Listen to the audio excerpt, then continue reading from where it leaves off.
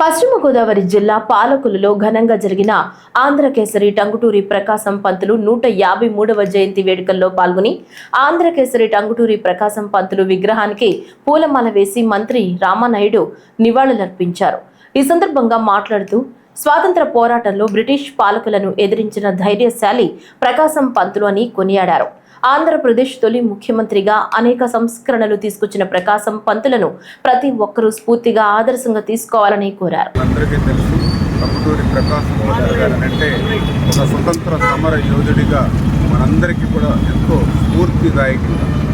ఎందుకంటే ఆ రోజు మీ అందరికీ తెలుసు, ఎంతోమంది తమ ప్రాణాలను సైతం త్యాగం చేసి ఈ దేశానికి స్వతంత్రం తీసుకొచ్చినటువంటి వారిలో టంగుటూరి ప్రకాశం పంతులు గారు ప్రథమ వరుసలో ఉన్నటువంటి పరిస్థితి.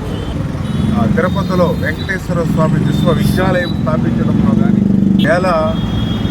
దగ్గర 10-12 లక్షల మంది రైతాంగానికి మరి యొక్క సాగునీరు అందించడంలో కానీ, లక్షల మందికి త్రాగునీరు అందించేటువంటి ప్రకాశం బ్యారేజ్ ఏదైతే ఉందో మరి ఆ టంగుటూరి ప్రకాశం పంతులు గారి పేరు మీద దాన్ని మరి పునర్నిర్మాణం చేసి మరి వేళ ఎంతోమందికి రైతాంగానికి మరి దోహదం చేసేటువంటి ఎన్నో సంస్కరణలు పెద్ద ఎత్తున టంగుటూరి ప్రకాశం పంతులు గారు ముఖ్యమంత్రిగా కూడా తీసుకురావడం జరిగింది.